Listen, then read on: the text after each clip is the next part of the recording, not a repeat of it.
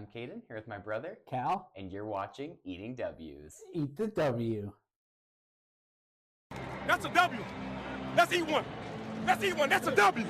After weeks and nearly even months of busy schedule and nothing going on with the NFL season, we are finally back here on Eating W's and finally doing our first mock draft of the year. Mm-hmm. Now, I love draft season, love mock drafts. Like I said, I have had a crazy, super busy schedule, so I haven't got to quite dive in as much as I've really wanted to, but I've got a good amount of prep here, got a good amount of kind of mock draft watching, enough film watching to have a decent idea of the class. I haven't done the edge rushers at all yet, which is going to be a big one. So if any of my edge rusher picks are too crazy, don't yell at me too much quite yet. But moving on past that and my excuses before we even start, we are going to do our first mock draft of the season on today's episode. How we're going to do the mock drafts this season is we'll probably do 3 total this week, and next week we'll do the back and forth live mock drafts. Callan and I both really like those. It's kind of fun. You got to think on your feet a little more. It's a little more like a real draft, which I feel makes a little bit of a less fabricated or less pre-planned draft, which I think is really the point of a mock draft. So in today's episode, we're going to do with me with the first pick, Callan with the second pick, and so on. I'm taking odds, he's taking evens. Next week episode, or maybe even the week after, we will flip that. Callan will take odds, I will take evens. And then for the final mock draft, just as always, we'll do one where we each do our own mock draft and then just kind of give our final true prediction of what we think the draft will actually fall out as, of what the draft will be. So we were going to do a little bit of a rundown of some of the free agencies, but we have just missed way too much. It would be so hard to try to decide what's big, what isn't, what should be said, what isn't. So instead, I'm just going to defer everybody to Spot Track. That's the one I always use. I think it's the one Callan always used. It's really cool. Shows you the contract, shows you the player, shows you the team they were on, the team they were going to, the amount of years they signed for, and the total value of the contract. So has all the information you need laid out really well, all in kind of like a graph list form. So really cool website, highly recommend them. But moving past that little fake sponsorship, we will move straight into the mock draft in our first mock draft of 2025. As mentioned, I will be taking the honors of first picks this time around, which is the Tennessee Titans. And the Tennessee Titans, I think, have a pretty good roster right now. They had a good offseason. If I'm not mistaken, they don't have like a crazy amount of picks, but kind of middle of the pack, a good normal amount of picks for what a team should have. And of course, that being the first overall pick, as well as I believe the 33rd overall pick, which is pretty much a first rounder in the grand scheme of things. But I'm going to go basic for this one. I know it's really basic. It's what all the mock drafts have, but it just makes so much sense. He's got a super high ceiling. He's got one of the higher floors for a quarterback, and he's just the safest play for the Tennessee Titans, and that is Cam Ward as the first overall pick. He is so good in the pocket. Something he's really good at is the RPO game. They ran a lot of that at the U in Miami, and that's something that Brian Callahan can really put into that system there in Tennessee. And with the receiving weapons he has and the receiving weapons he will be continuing to get, should work really well, as well as having guys like Tony Pollard and Tajay Spear, who are both really good in the RPO game as well, back there with him in the running back position. Yeah, I'm a little surprised if they go Cam Ward because, I mean, what about Will Levis? Everyone was so high on Will Levis for him coming out of Kentucky. A high second-round pick. Does he go as a backup? Does he get traded to Green Bay like Malik Willis? I liked Will Levis, but he just has not. He didn't have a good season. He didn't have a great season. He didn't have a terrible season. He made some boneheaded plays, but I don't know. I think that he should go defense here and go Abdul Carter, but maybe that's just me. I think Cam Ward will be a fine pick, and he'll be a fine player in the NFL wherever he does go. I agree about the whole RPO thing that he really, that's one of his master classes. But as far as him going to the Titans, I don't know if it'll work there. Yeah.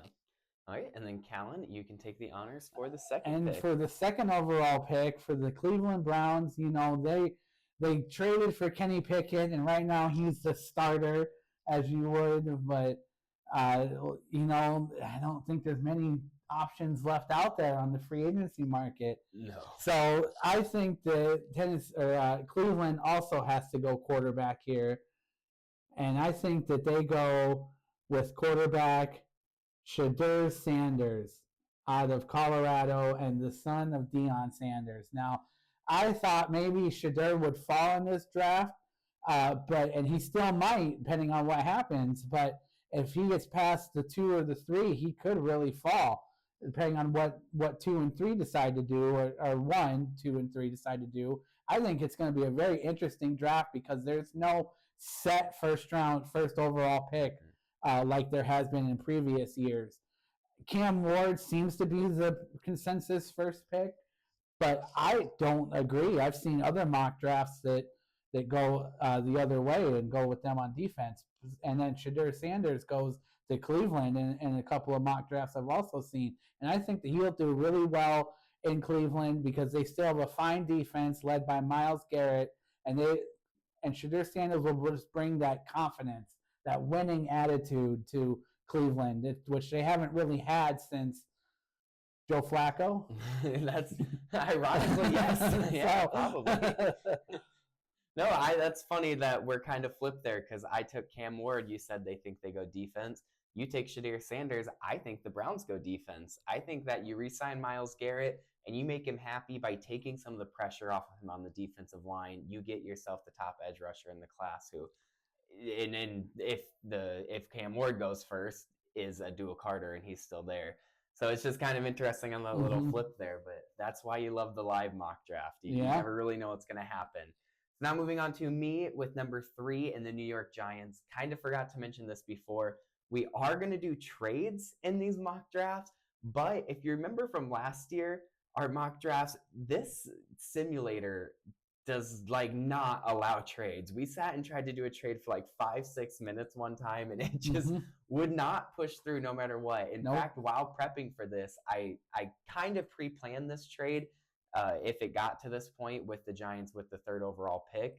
And so I tried a few things, and I even pulled up a draft trade calculator to see the equations and the values. And I got it to the point where it was exactly even, and it still rejected it. So what we're going to kind of do as a rule of thumb is we can trade in this if we want to try, but if it actually gets pushed through, that's a different question. So I'm going to try a trade again, something that I think we could see, and that is somebody jumping up in front of the New York Giants and trying to kind of snag Travis Hunter away from the New England Patriots. Because assuming that these top 3 don't go Travis Hunter, I think that the Patriots probably end up picking him. I mean, he's a really versatile player. He's a really good player.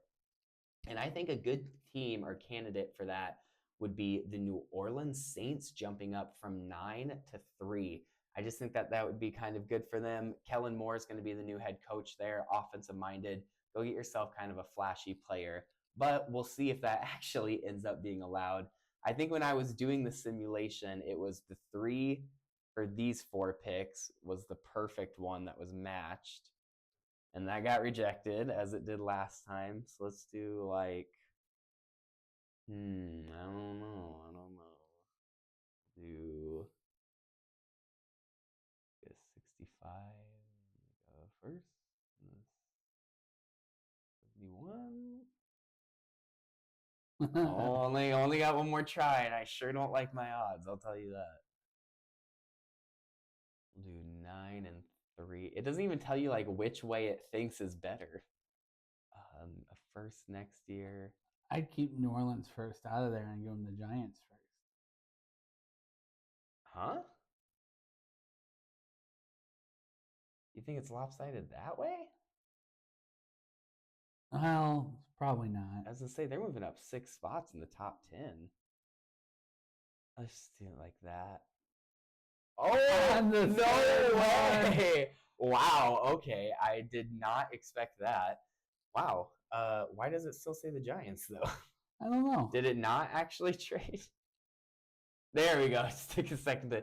I did not expect that to go through, but hell, let's ball. I'll take it. Well, I just said it, and luckily it actually happened, considering I explained everything. But I think that the Saints jump up here, and Kellen Moore makes a big splash in his first year as a head coach, and gets a fun, flashy player like Travis Hunter, a jersey seller, somebody who you can really use in however way you want. I think it's a really good trade for them. I don't think they actually have to give up that much, but in this situation, they do.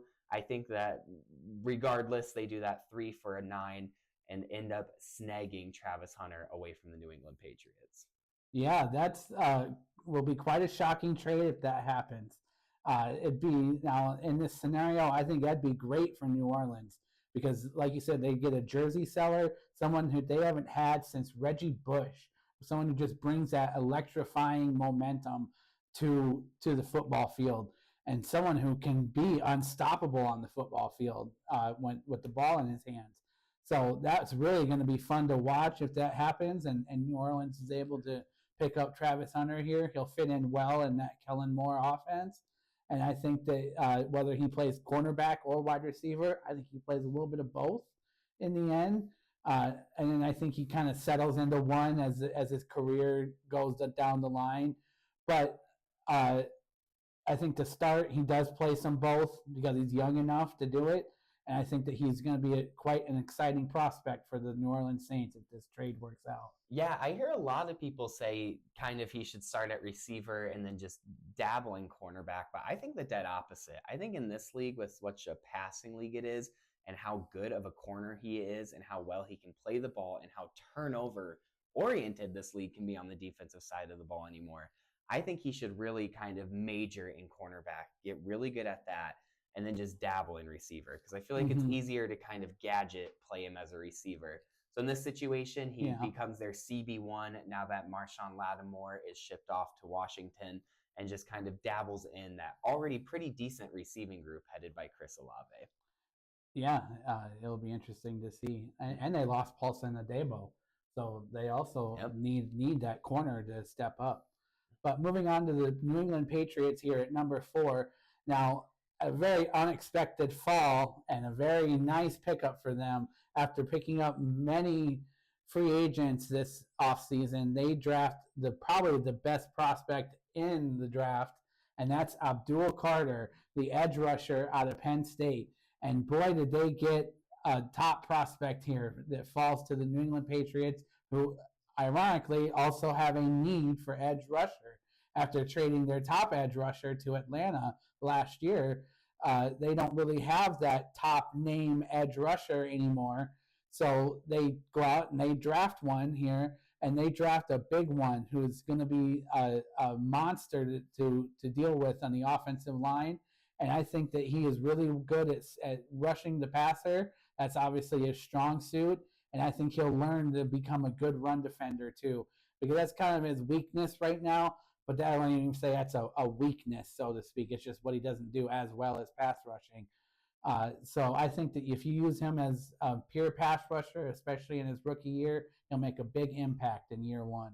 Yeah, that is an absolute steal. If he actually falls all the way to 4, that'd be absolutely insane. And it would just stack on to the Patriots' already insane offseason so far with free agency.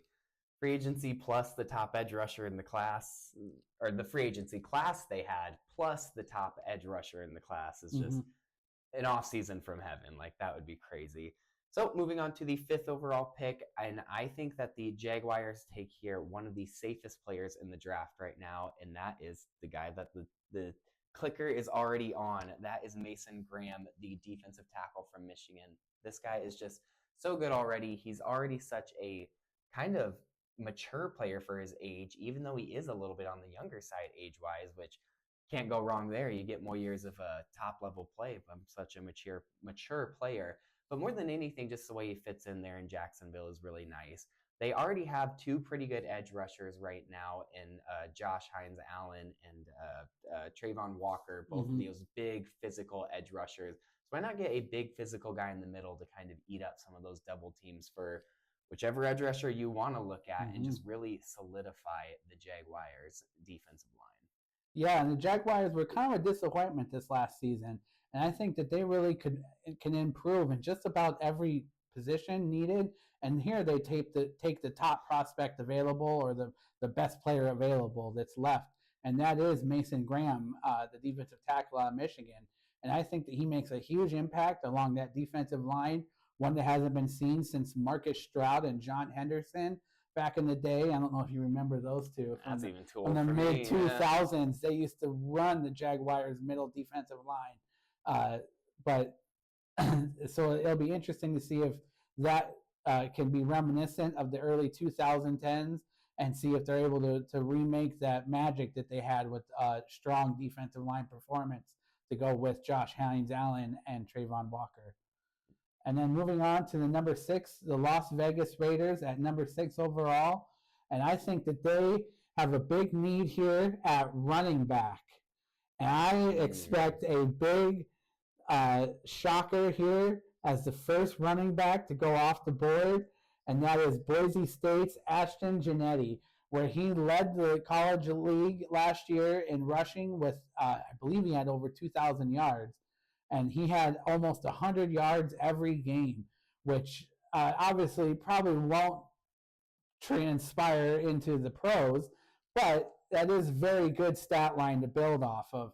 And ever since the Raiders lost Josh Jacobs, they've been really trying to find someone to fill that hole that Josh Jacobs left.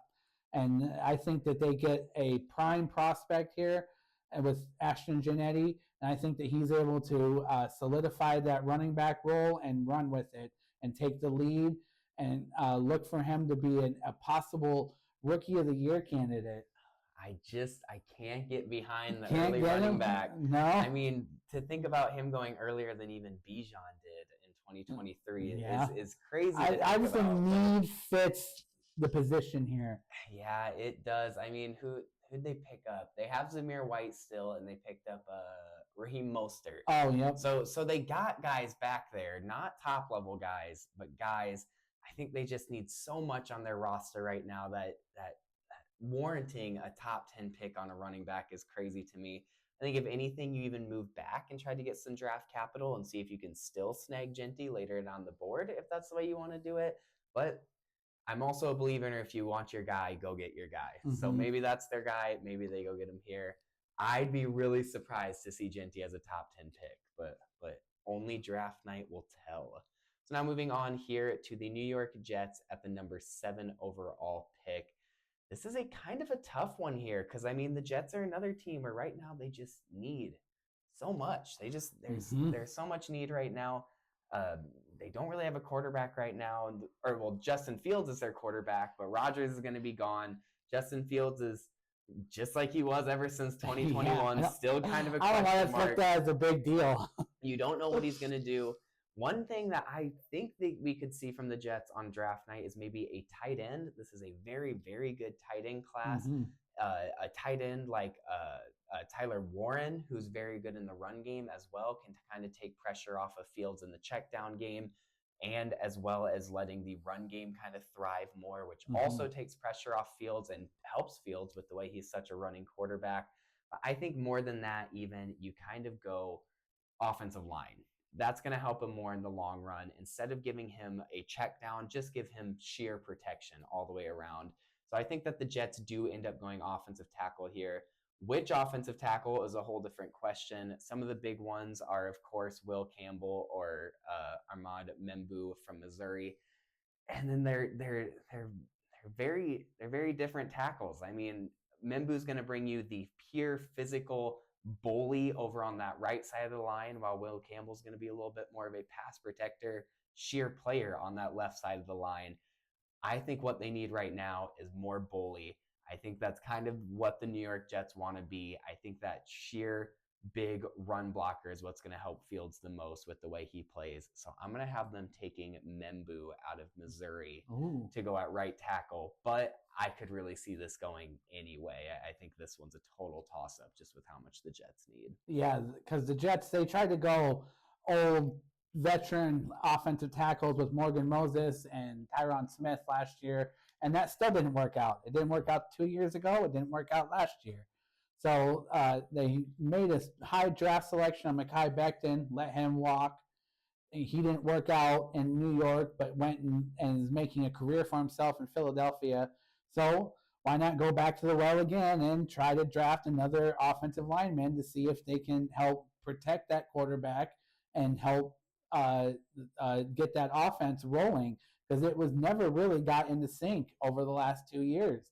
Rodgers never seemed comfortable in that pocket, and he was always running for his life, it seemed like, and he wasn't very mobile to begin with anymore. So to get a more mobile quarterback now, maybe they ditch the offensive line drafting and go elsewhere. But as far as right now in this draft, I think that the offensive tackle, whether that's Membu, Campbell, Kelvin Banks, whichever one you want to pick, I think all three of them are going to be fantastic players in the NFL. Yeah, definitely. Being at pick 7 and having your pick on who you think is the best tackle in the draft, having the whole field there for you is nice. You don't see that very often in today's world with how important the tackle position has come. Yeah, and moving on to the Carolina Panthers at number 8. So they have a need here at cornerback, and they just signed J.C. Horn to a new extension, so they kind of have that cornerback one. Right, they signed J.C. Horn. They did. I'm thinking of Asante Samuel that's still on the free agent market. Yeah, what they need more than anything is a slot corner, though, because they have Horn and they have – I'm blanking on their other outside corner. He's pretty good, too, but they just have no one at nickel. Yeah, and I can't think of who the top nickel corner is, and they don't break it down. It's Jahari Banks. He's more – well, he does everything. He's really everywhere. But – so I think that they do need a corner. Or Jahari Barron. Jahad Day Barron, yeah. I really like Siobhan Ravel. Now, he missed last year because of a torn ACL. He tore it early, so he's recovered. But I think he's going to be a steal to whoever gets him. They also need a wide receiver, though. And the wide receiver is not a great... It's a tough receiver class. It's a tough receiver class. Which is the first class. time... It's still good guys, but just with how good they've been recently, this is one of the worst ones in a while. They still have the Panthers just re-signed Adam Thielen also. So they do have Adam Thielen, but he's getting towards the end of his career. He's not necessarily your number one anymore. They need a number one wide receiver, and I think they go with the Texas wide receiver Matthew Golden out of Texas.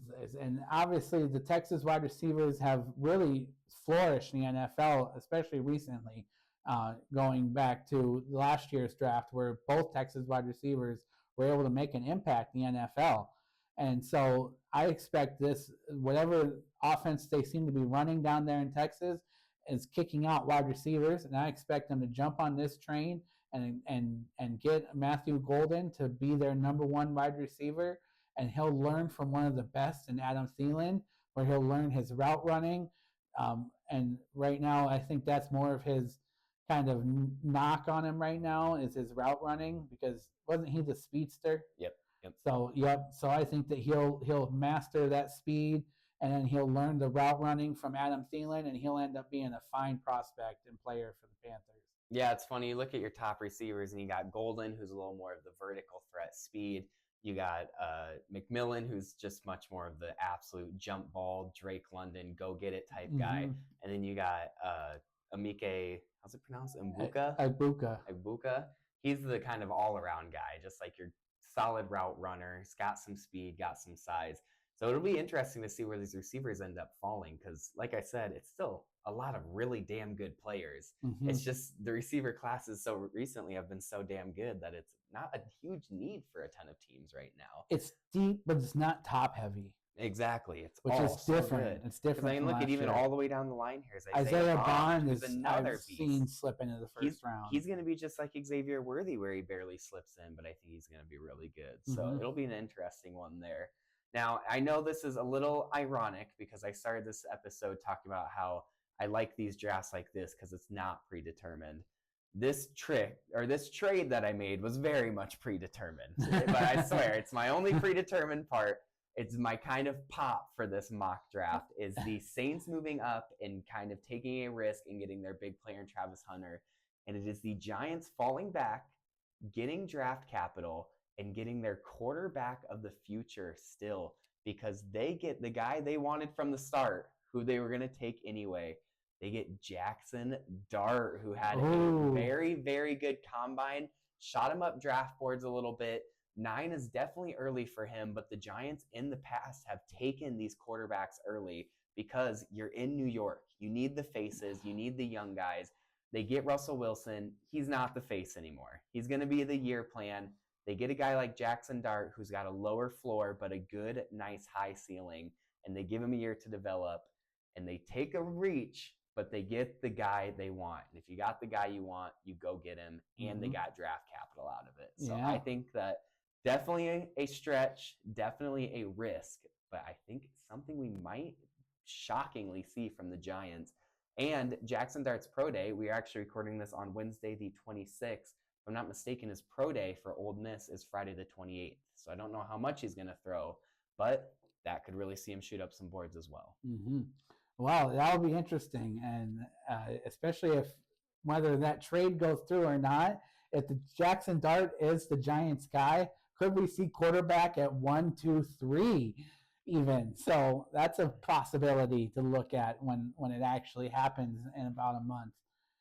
But as far as this draft goes and Jackson Dart going 9 to the Giants, I think that's a fine spot, a slight reach, but I think it's a fine spot because they're in position to let him sit. Yep. They have Russell Wilson. They have Jameson Winston. They have Tommy Cutlets. Now, I don't know if they get down to Tommy Cutlets and they play him over Jackson Dart if it gets down to that level of it because of injuries or whatever happens next season. But as far as that goes, I think they let Jackson Dart sit. They let him learn. They learn from other teams that have done this, let the quarterback sit and develop, especially for Jackson Dart, because I question his size right now. He's kind of tall, but he's not very built.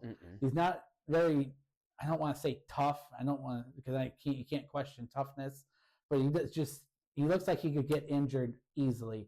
Let him build in the NFL for a year, get the NFL training, NFL conditioning down, and especially if a year or two in, maybe he really could be a future star for the Giants. Yeah, no, it's definitely a reach, but it's my fun one. It's my pop because I think Jackson Dart had a really good combine, and we'll see, but I think he's going to have a just as good, if not better, pro day. So I think we could see him shoot up boards more than people think. And then moving on to the Chicago Bears at 10 overall, where they, I believe, had the 10th overall pick last year as well. I believe so as well, yeah. So they need more offensive line help, even though they signed and traded for multiple offensive linemen this free agency. You can never have enough of them. And I think that Joel Campbell has fallen in this draft far enough because he is one of the top prospects as far as the offensive line goes. And I think he'll fit right in to that Bears offensive line, whether that's in front of, I just lost the name of who their offensive tackles. Kevin Jenkins. No, they lost Kevin Jenkins. Yeah. It's the Tennessee bookends. I can't think of. Oh, I'm totally blanking. Yeah, I know you know what I'm talking about. Yeah. Yeah. So, but it's hard when we can't look it up. Right. But I think that Will Campbell can go in and be a starting offensive tackle from day one. Now, people have questioned his measurements lately because his arm length has been short compared to other offensive linemen or top offensive linemen in the NFL. But no one was making those derogatory comments about it when he was playing last year because no one had those measurements yet. And everyone was looking at him as the top offensive tackle, possibly even the number 1 overall pick by just his play. So now that his arm length has knocked him down draft boards because he has short arms, I guess, for an offensive lineman, I don't think that's going to make much difference. And I think the Bears get a solid player for the offensive line. This is an absolute steal. And a good thing about Will Campbell is what's something that actually kind of benefits him almost with the shorter arm length is he could transition into guard really well, I think, as well. Mm-hmm. So that just gives the Bears more freedom, more flexibility with putting him on their offensive line. So it's just an absolute steal by the Bears. This one for 11 in the San Francisco 49ers. I have seen this mocked a lot, so I'm kind of going with the consensus on this one. But nonetheless, it's something that I really, really like because I think he fits the mentality that the San Francisco 49ers defense goes for really well. I have the San Francisco 49ers taking Jahadi Barron, the slot corner out of Texas. I think he moves into slot once he's in the NFL. Right now, he plays a little bit of everything at Texas, and that only benefits him more. I mean, the 49ers are absolutely barren at corner right now after letting a bunch of guys walk in free agency. So you go get a guy who can play pretty much anywhere and where you want him to go at corner. You can play him in the slot if you want. I think that's where he'll thrive. You can play him outside if you need it. Really love this pickup for the Browns. Really love this pickup for the 49ers. Yeah, I think Jahadi Barron will be a great player in the NFL. That's a solid pickup for the 49ers, who had obviously just lost Charvarius Ward, who was their starting corner. So they need a number one corner to step up and step in. And I think that Jahadi Barron could be that guy because he's the best player on the Texas defense, at least in the Texas Longhorns defensive backfield. And because of that, he was able to play in multiple spots. And that helps to his versatility, and that helps for his availability as well, whether that's inside or outside in the corner spot. And I think that he's going to be a fine player for the 49ers. And moving on to number 12 overall is the Dallas Cowboys, who have another need at running back, even though they did sign Javonte Williams and Miles Sanders in free agency. I don't think that those guys are going to be number one overall guys. So obviously Ashton Jannetty is gone. You wonder, what running back is left out there. You got Omarion Hampton out of North Carolina. He's more of a shooting up draft boards. But I see him more of a receiving running back. I don't see him as an every down guy. The Dallas Cowboys need that every down guy that they haven't had since prime Ezekiel Elliott.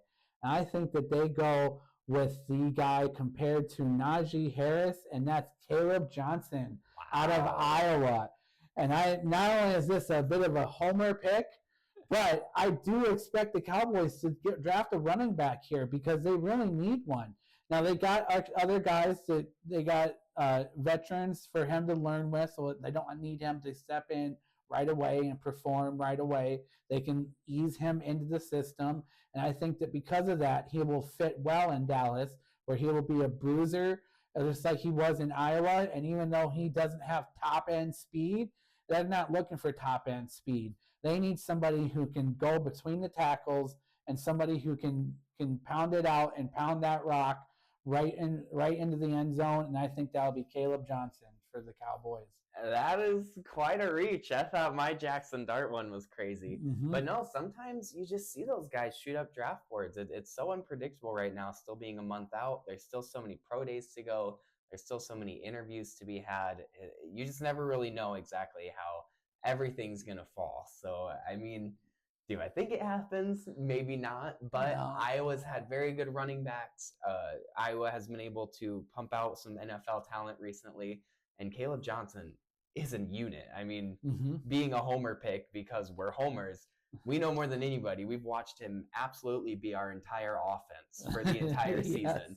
So if anybody could jump in and kind of be that every down guy and change the Cowboys running attack, no better risk to take than on Caleb Johnson. So. I think that, again, this where need fits position, where both those running backs that I picked really need is what fit the position and the pick.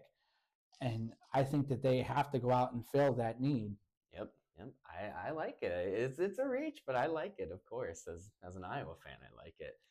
So moving on to the Dolphins at 13, we'll try to speed it up a little bit more here now that we're outside of that kind of main top picks out of the first third of the draft.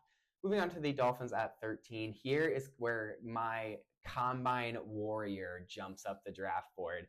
Another thing that happens every year is the guy who went crazy at the combine absolutely shoots up draft boards. And here is where this guy, Nick Amoriwari, Amanawari, I think it's pronounced.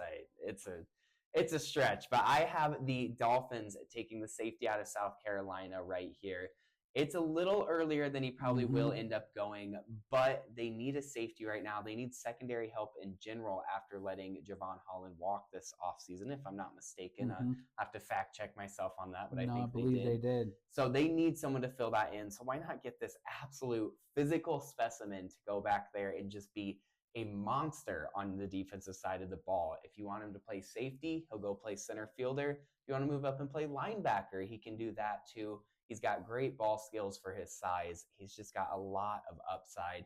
And right now, what the Dolphins defense needs is upside and strength everywhere, which this guy brings. I think it's a little early for him. Safety is one of the weaker positions in the draft this year. Very true. So for him to fall into the top 15, I think is a little bit surprising. But again, I do believe the Dolphins do have a major need at safety. So again, this is where I was just saying, need fits the position. And possibly this is where one of those scenarios where they can't pass up picking a safety because they need to get one to fill that hole that they have.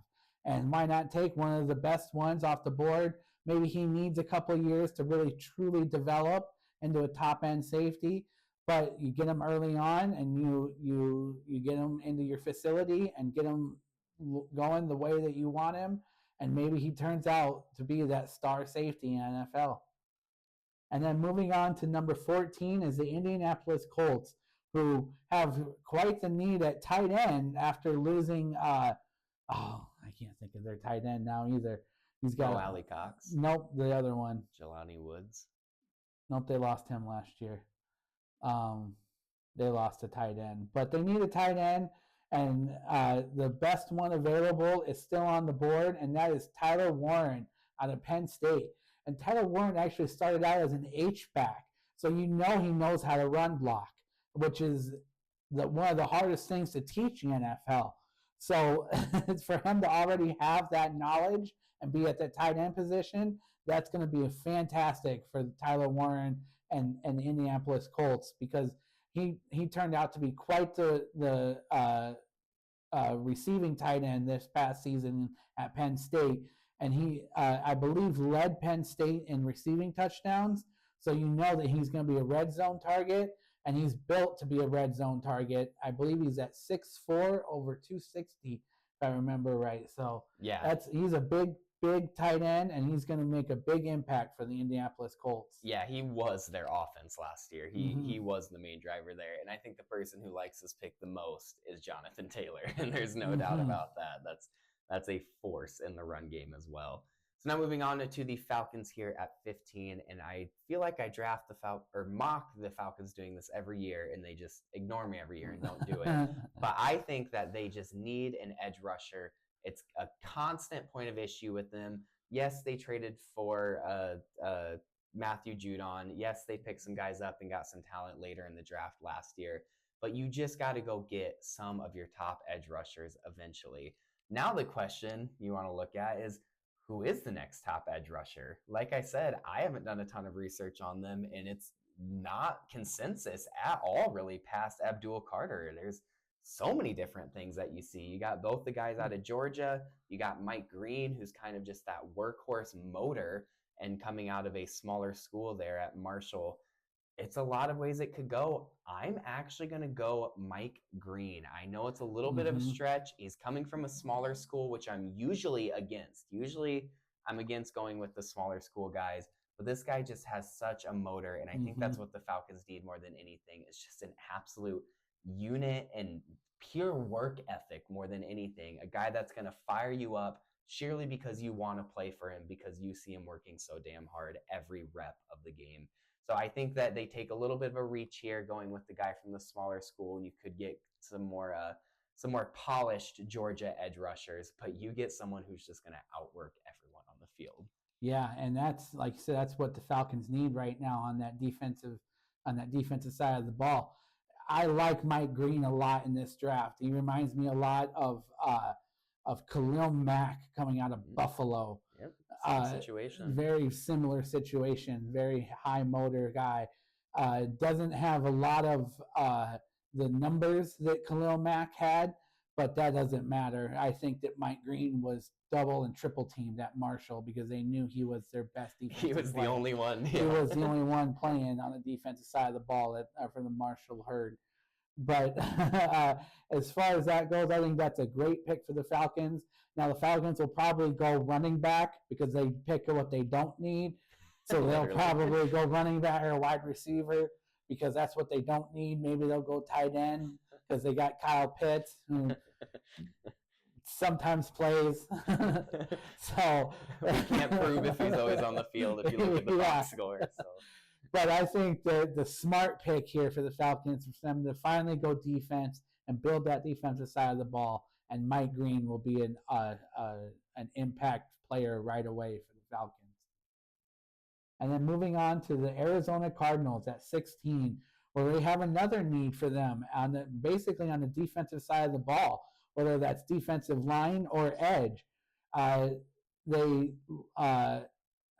trying to think. They signed somebody, but I don't think they signed anybody. Oh, they did sign somebody, but not like a huge name. I'm totally blanking on it. But they need more help along that defensive line, whether that's edge or defensive in the middle of that defensive line. And I think that they go edge here, and I think they go with the top one available, and that's Shamar Stewart out of Texas A&M, where he's just a pure pass rusher. And I think that he will come in and make an immediate impact for the Arizona Cardinals because they don't have much else on that defensive front. So for him to come in and able to start right away and make an impact right away will be huge for the Cardinals. And I think that he shows that he can be not only a pass rusher, but a nice run stuffer as well along that edge. And he can play along the middle of that defensive line also. He plays just about everywhere besides defensive backfield. But I think that he'll make a huge impact for the Cardinals and will be a fine player. Yeah, no, I think that's a good pickup for them to get a guy that's just pure pass rush because it's something they've just never really had. Derek Garrard last year led them in sacks for if you look at the past 2 or 3 years, I think he was one of the sack leaders. Oh, they got the kid out of Sioux Falls. Yeah, that's him. That's him. Yeah, I couldn't remember his name. So when the fact that that's your big number one pass rusher, I'm totally blanking on. They picked somebody up in free agency, and it's killing me. I can't remember. I swear that they did. But the fact that he was their number one pass rusher, you still just need rotation regardless. So I like them getting a pure pass rush guy. Get to the quarterback. That's how you stop the teams nowadays. It really is. Mm-hmm. So I like that pick. Moving on to the Bengals, I think that the Bengals' biggest need right now actually is probably inside offensive line, but you just don't see guards go this early anymore. I mean, Kenyon Green was the last person I can think of who might have been a first-round guard, and he didn't end up going. He ended up falling to the second round. Or Osiris Torrance, sorry, not Kenyon Green. But nonetheless, you just don't see guards go anymore, so I don't think they go guard here. If anything, I think they trade back maybe, but I don't really want to try to do a trade or anything, and it's not hugely likely. So I think that they just maybe they continue the run of edges right here, just because usually when you see one domino fall, you see the rest of them go. But I'm actually going to go that they take hard-nosed corner Will Johnson out of Michigan. This guy is one of those guys who will come up and lay the boom on those kind of screen type plays, which you see a lot in the NFL anymore. This is the same regime there in the Cincinnati who took Dax Hill. I believe it was 2 years ago, a little earlier, and he was in a very similar situation. Safety out of Michigan, hard nose, come lay the boom. You get Will Johnson, who's probably the number 2 corner in this draft right now, all the way down at 17. That's pretty damn good in a spot that has always been a weaker end for the Cincinnati Bengals. So continue to shore up that secondary. The Bengals get a good player here. Yeah, Will Johnson ends up falling in this draft, and I think he falls pretty far in this draft. This is someone who was once thought of as a top defensive prospect. So for him to fall to the Bengals here at 17, they get a hell of a player and a hell of a corner to go along for that defensive backfield, where I thought Will Johnson is probably, minus Travis Hunter, the top corner available. So they get a fine player, and I think that an immediate starter for the Bengals along that defensive backfield, and I think that he will be a contributor right away for the Cincinnati Bengals. And then moving on to the Seattle Seahawks, and I have an idea for a trade. Well, let's see if At 18, it'll allow it.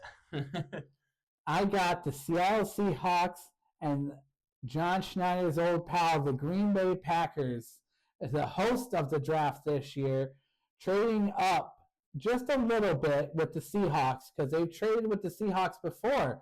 That's how the Packers got Jaire Alexander. Now, ironically, I expect this trade to include Jaire Alexander going to Seattle now. So I think they get, you can't include players, which throws off this trade idea I have.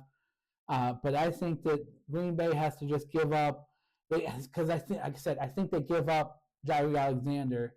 So I think they only give up a fourth, maybe a fifth to go with it, to move up a couple spots. We'll see if that'll. No, I think you got to get. That's good if Alexander is involved. Uh-huh. I think you need more for the. I just try maybe throwing like first and a second for the first. I don't know. It's so hard to judge what this weird ass system does. We'll try a third, because they got Jaire Alexander valued as a third round pick. So we'll go like a third, and then we'll say the fourth and one of the sevenths.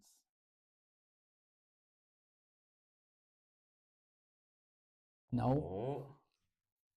Last try. All right. Try.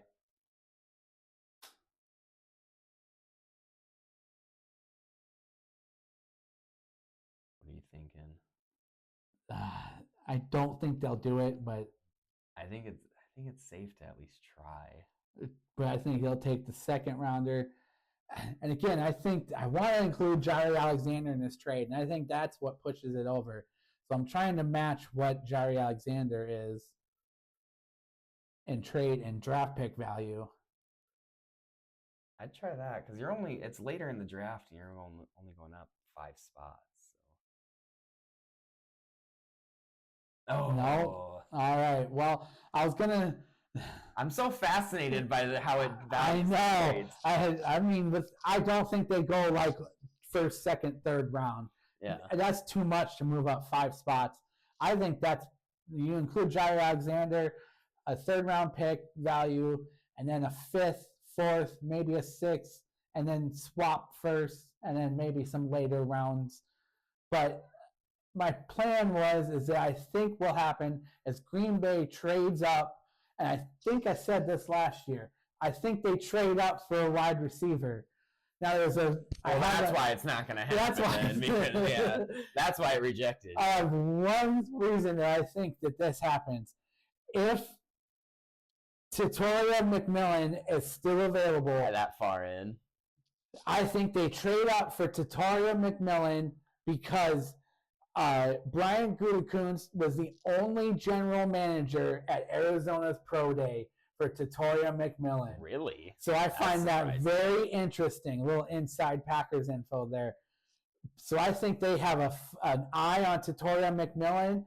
I don't think he falls to the second round, and I think they finally get Jordan Love a weapon. And I think that at some point they trade up in this draft. But we're on the Seahawks now. And I think the Seahawks need help along their offensive line, whether that's guard or tackle. They have some good tackles, and Abraham Lucas and their first round pick from a couple years ago. Charles Cross. Charles Cross, right.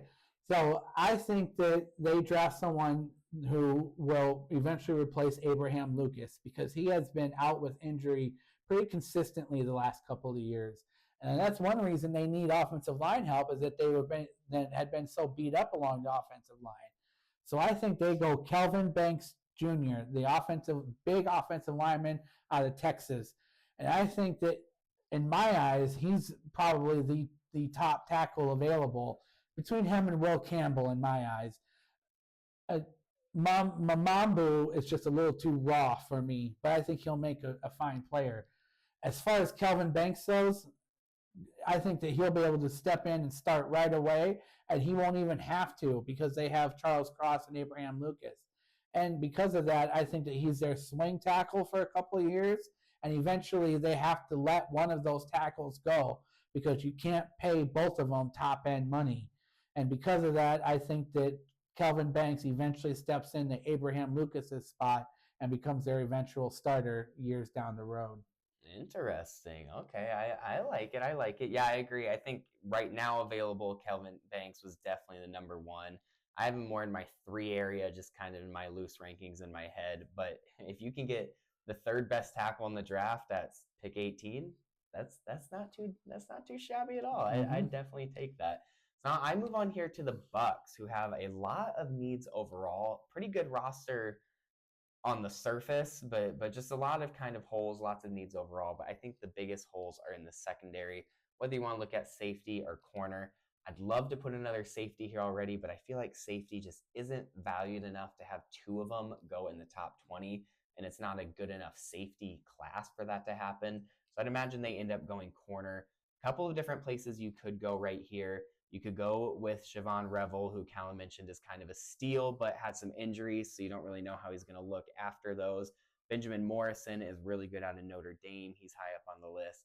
I think that Trey Amos is probably the best corner available right now. He's a little lower on this list, but just with some of the stuff he brings and kind of that all-around corner ability, I think that he ends up going higher than this thing has him marked, and I think he ends up going top 20 here to the Bucks.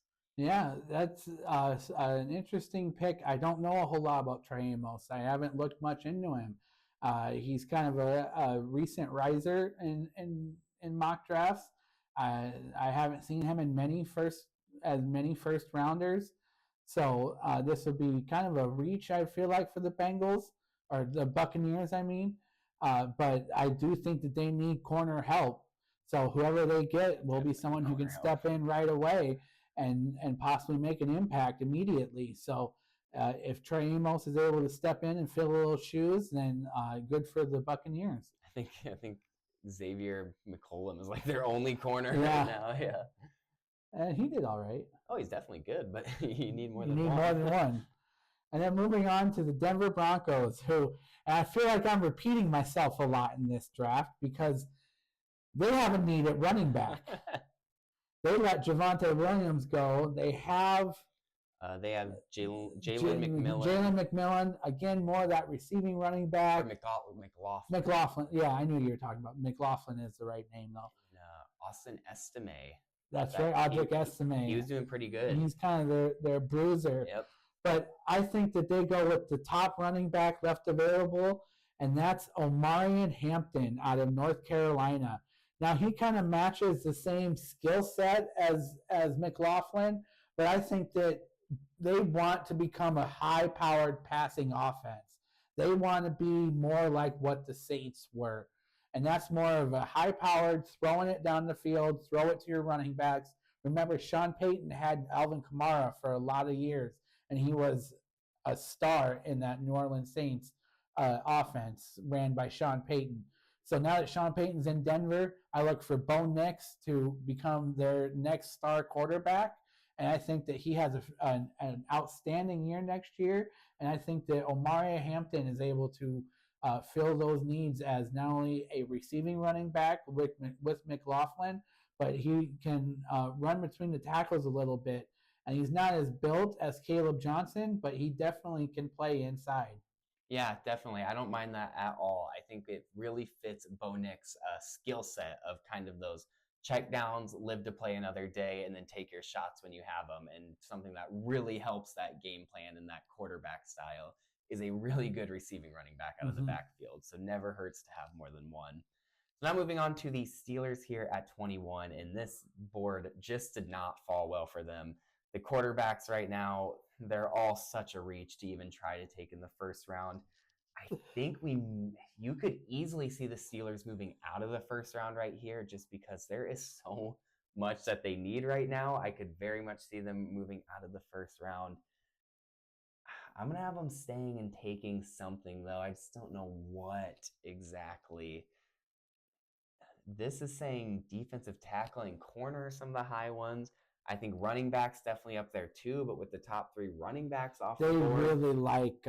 there's just no reason to go Oh there. man, I'm blanking on names tonight. They really like the running back that they have. I think that, see, they have them way further down the board, but I think Michigan had such a good inside defensive line. I think both Mason Graham and Kenneth Grant could definitely move up draft boards. I just can't decide if I really want to pull the trigger on that or if he's kind of the one. I mean, it's the Steel City. Their defense has always ran through the defensive line, take some pressure off of TJ Watt. I think they end up going an inside lineman right here, but I just don't know who. Who is that running back? I have Derek Harmon pretty high on my list Derek too. Harmon's really good. So I'm gonna stick with him and go with the simulations rankings and have them taking Derek Harmon. I could see them going so many ways here, though. I don't love this pick, but I think it's something that definitely could happen. I can't think of their running back. I can't think of it. He's the guy, Jalen Warren. Warren. That's what I'm thinking. Yeah. That's what they really like. They kept him They over let Najee go, Najee Harris. So I think that Jalen Warren steps up and becomes their number 1 guy. So I don't think that they draft running back here. I like Derek Harmon in this draft. He's one of my Green Bay targets. I think that he's going to fit well, whether it's a 3-4 or a 4-3. He's going to fit well in the defensive line rotation. He played at Oregon, which was one of the top teams in the NCAA last year. So he played deep into the season, so you won't worry about fatigue taking over. That wall that they talk about because college is only 12 games compared to the NFL 17. But when you talk about college playoffs, they're getting into 16, 17 games. So playoff teams, I think, have players that are going to be much more conditioned for the NFL when it comes down to it over these next couple of years. And Derek Harmon is going to be one of the ones that lead that theory right away. And then moving on to the number 22 is the LA Chargers, who have a need at a couple of spots. They re-signed Mike Williams, and I think that he'll thrive there along with Ladd McConkey now that he went and matured over on the East Coast. But I think that they go and they build their offense. And I think they go with the best tight end left available, and that is Colston Loveland, the tight end out of Michigan. And you want to talk about a receiving tight end? He was one of the top receiving tight ends in the NCAA last year, leading Michigan, I also believe, in touchdowns. So again, another red zone threat. And the Chargers haven't had a tight end red zone threat since Antonio Gates. And I'm not saying that he's going to become Antonio Gates, but you get him retied to Jim Harbaugh, who coached him very well over the last few years, minus this past season. And you get him reunited with that offense, and I think that he's going to make an instant impact for the Chargers this year. Yeah, that's a really good pick for the Chargers. I like that. With the way Justin Herbert plays, having a good vertical threat tight end is huge, and that's exactly what Colston Loveland is. I think that Jim Harbaugh is a little more used to a running offense and still kind of tries to keep that running offense there in LA. But when you have this many receiving weapons and a guy with a cannon for a right arm like Justin Herbert, you open up the passing game. And I think if we see this pick, I think we kind of see it regardless, but especially if we see this pick, we see that a lot more from LA. Mm-hmm. And now we move to 23 with the Packers and Callan's absolute dream.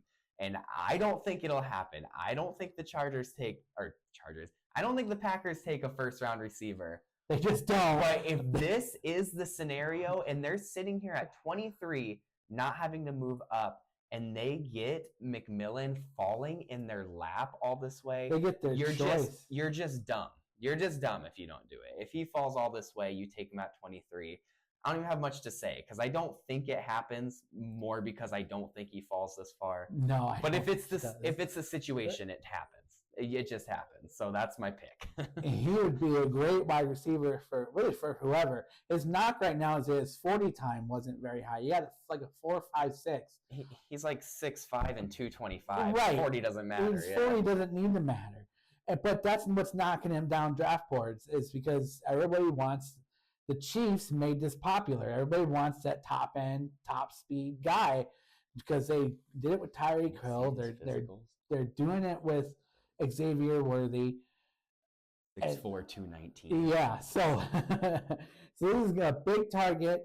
The Packers are going to be without Christian Watson for most of the season because if you don't remember, he tore his ACL late last season, so he's going to miss a majority of the season, and he'll be a late addition to the Packers late next season. So if they're able to get Toria McMillan and then get Christian Watson late in the season next year, they could have quite the duo of wide receivers, of big built-bodied wide receivers who just need to learn to catch. Poor Christian Watson cannot catch. No, that's a crazy scenario if this happens, though. And then moving on, ironically, with the 24, I have the Minnesota Vikings, who have a need of, a couple spots on defense. They have him as offensive guard. I don't think that they re-signed Dalton Reisner, I believe. Yep. So I don't think there's that big of a need for offensive line. They got the edge rushers of Jonathan Grenard and Van Ginkel. So you don't really need edge. I don't know why they have edge as because we have Patrick Dallas Turner too. Dallas Turner, who they traded up and took last year. They need defensive back help, and whether that's along the safety side, where they obviously failed with Lewis Seen. They let go of Cameron Bynum. Harrison Smith re-signed, but he's on his 15th year. So maybe they get a safety for the future. But I think they go corner, and I think they take my guy, Siobhan Revell. And I think you're going to learn to love Siobhan Revell because he was one of the top defensive corners in this draft early in the season point last year, and then he tore his ACL and was already done for the season. So he never really got to prove his senior season that he could continue his junior success, where he was one of the top corners in the NCAA, even though he played for East Carolina. That doesn't matter. He's built and he's ready and he's primed for the NFL. He is going to be a top corner in the NFL. Just watch. I mark my words on this draft or on this show here, but he will end up being one of the top corners in the NFL because of his athletic ability is just off the charts. And I think that his game film is going to be what shows up because his measurements are run of the mill. They're not outstanding, but they're not terrible. And a couple of the drills he hasn't even participated in because of his injury history. But because of that, I expect him to be ready for this NFL offseason and for him to make an immediate impact. Interesting. I don't dislike the player at all. Love taking risks on guys. But the only reason I don't like the pick is because the Vikings aren't in the position to take a risk. We just don't have the depth chart, the roster right now to maybe whiff. We need someone who's a little more guaranteed.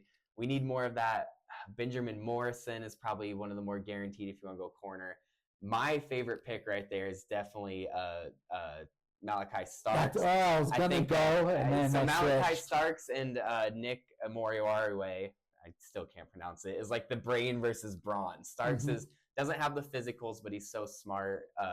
The South Carolina guy has all the physicals, but isn't quite as polished of a safety. Vikings always like to go polished. It's kind of what they were trying to do with Lewis Seen, was kind of the smaller safety. I think they go Starks, but I wouldn't. I mean, hell, if he turns out to be as good as you say he will, then it's not a bad pick at all. So that's just really what it comes down to in the draft. But Moving on to 25 with the Houston Texans. This is a little bit of a tough one right now because the Houston Texans have had a lot of changes this offseason.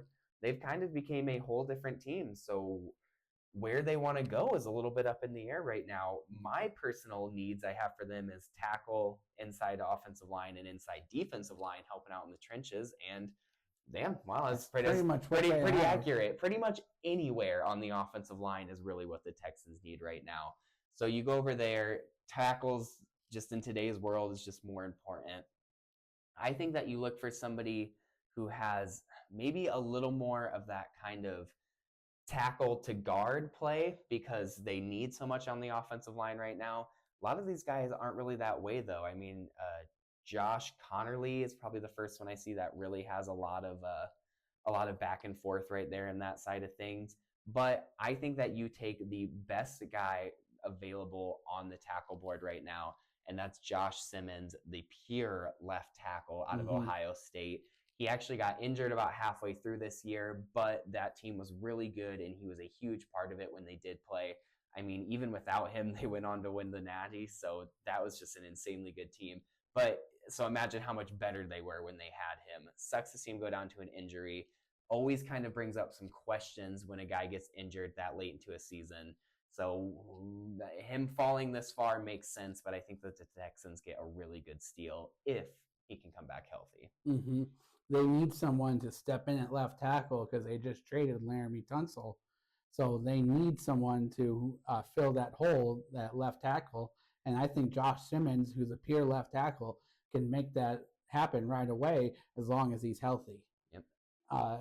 So moving on to the number 26 overall pick and the LA Rams, who have a need on defense.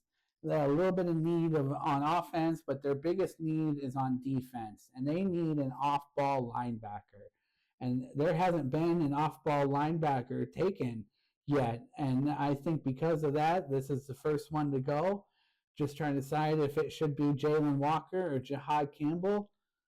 From my experience or what I know, Jalen Walker is a little bit more of your blitzer, and Jihad Campbell's a little bit more of your true off-ball. That's what I was thinking. So what does LA want? What does LA need is kind of where that comes into question. I think they need more of the off-ball linebacker, and I think they go Jihad Campbell. I completely because agree.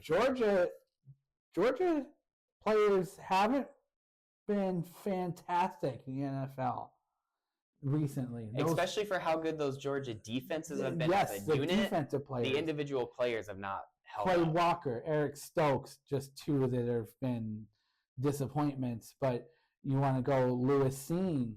Devontae Wyatt hasn't been.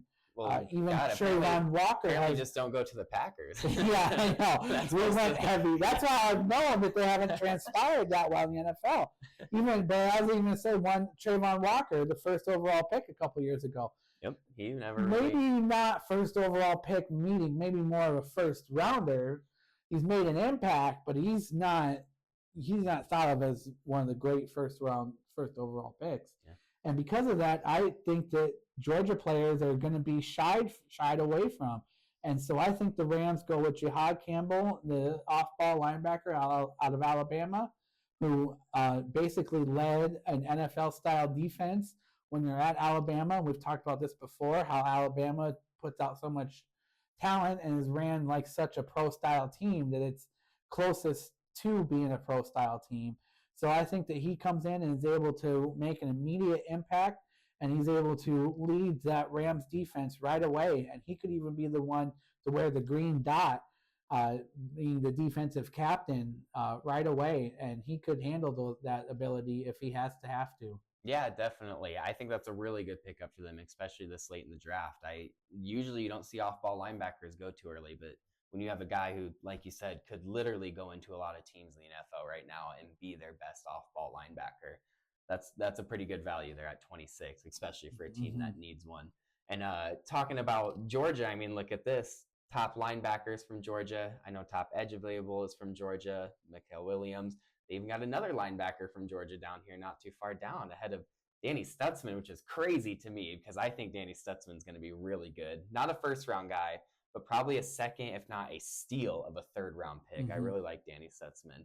But I see the Baltimore Ravens here. My big thing for them was off-ball linebacker as well, but they're a team that's a little more blitz happy. So sometimes best player available and needs kind of come one-on-one. I think that they end up going with Jalen Walker, who we just talked about, is an off-ball guy, but can also pressure the quarterback really, really well. So they get that true best of both worlds there in Baltimore.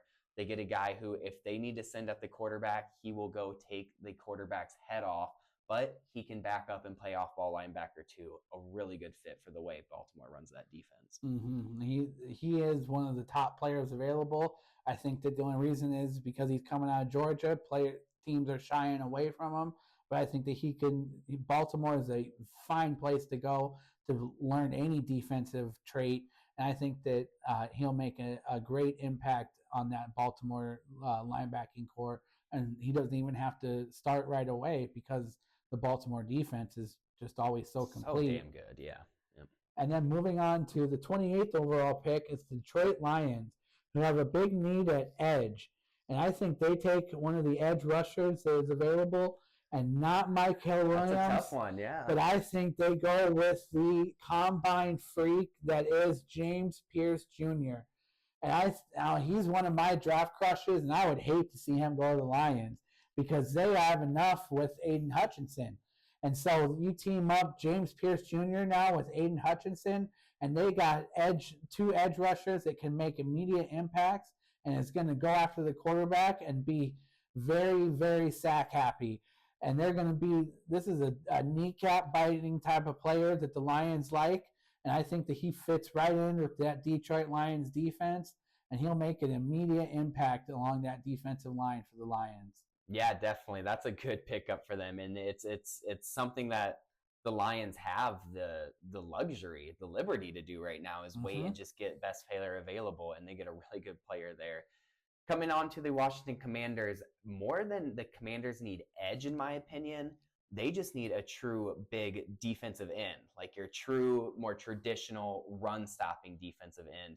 But right now, I just, in complete transparency, don't really have the knowledge yet, the research yet, to know which of these guys are a little more of that true run-stopper type guy and which guys are more true edges.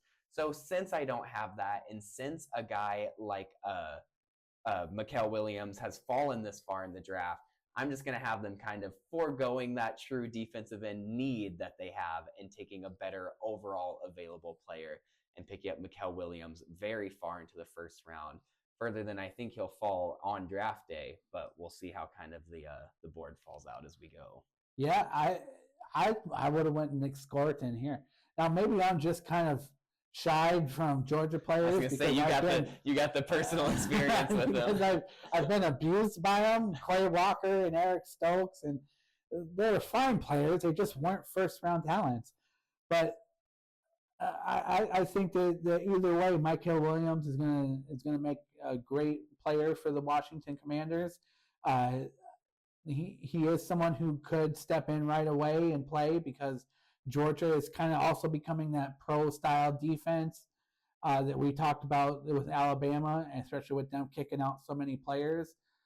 So I expect Michael Williams to kind of fall in this draft, or he has fallen in this draft, and because of that, I expect him to fall here to the Commanders, who have made quite the selection here for Michael Williams.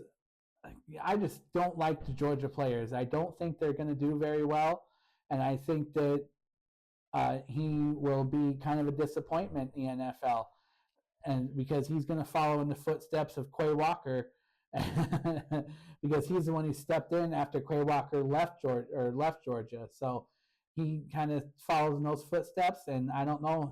He'll have to be a better player than Quay Walker. Yeah, it'll be interesting to see how they fall out. Maybe this is just finally the year. They've just been waiting. So moving on to the 30th overall pick, the Buffalo Bills. And I have them needing corner and defensive tackle and really just all over defensive side of the ball. But I really think they need here is a corner because they signed Nick Bosa. So I think they don't need the edge rushing help. They need corner because Rasul Douglas, their starting corner last year, is still on the free agency market. And because of that, they need a starting corner who can step in right away.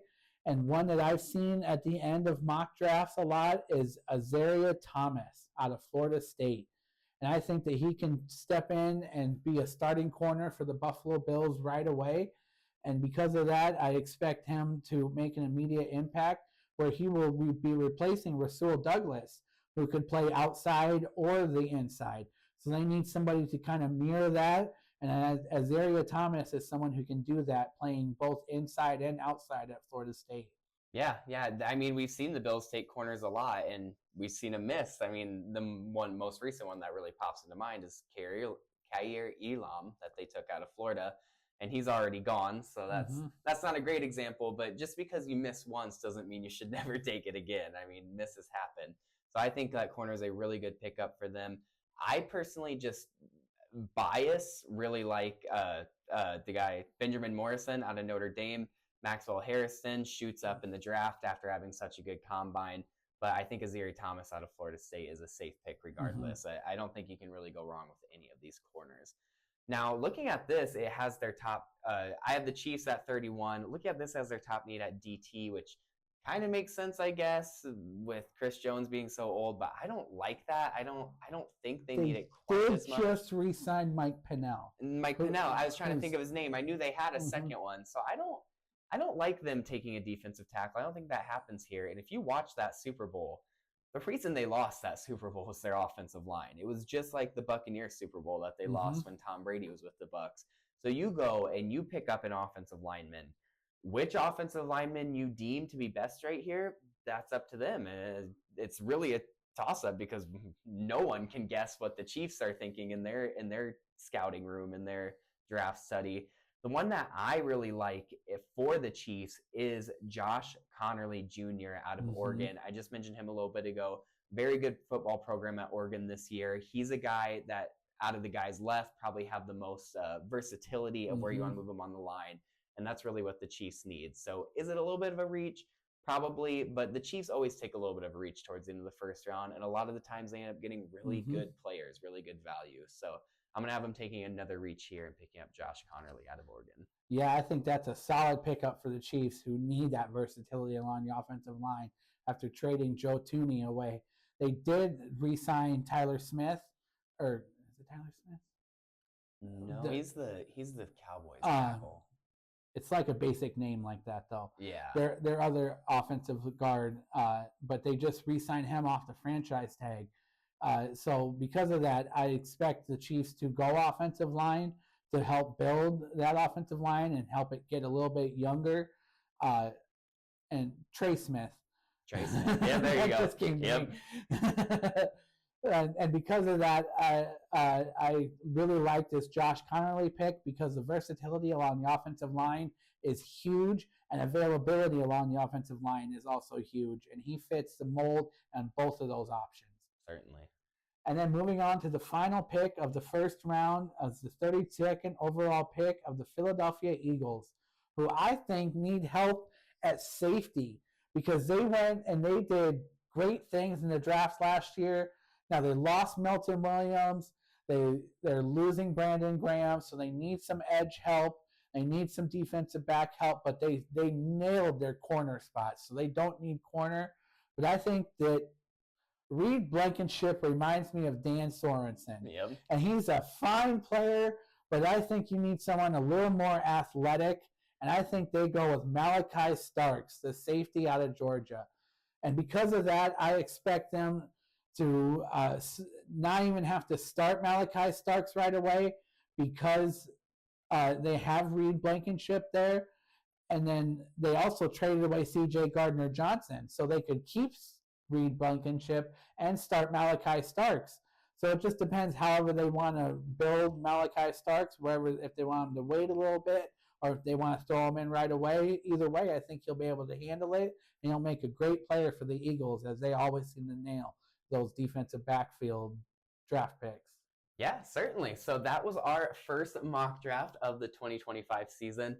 God, I just love doing it this way so much. I don't know, just the extra thought it provokes, the kind of anticipation. It's might not be as fun to watch as it is to do, but if you're unsure if it's as fun to watch, go do one yourself because God, it's so fun to do it this way and have to try to predict around somebody else. But yeah, looking at the kind of full results here, lots of reaches and crazy stuff, some normal stuff that are kind of a little more run rate from what you see, a little more consensus.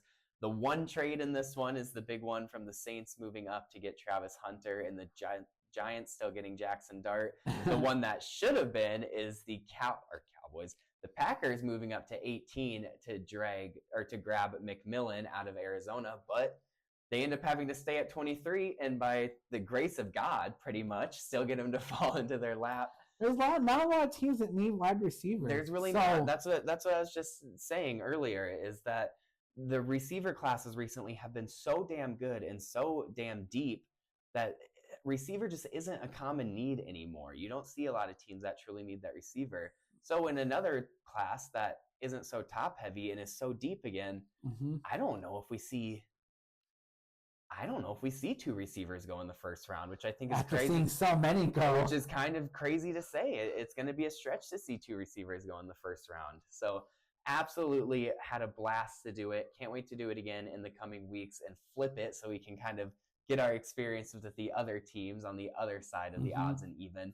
But nonetheless, thank you all so much for watching. Make sure to keep an eye out and stay tuned in until either next week or the week after to see the second live mock draft.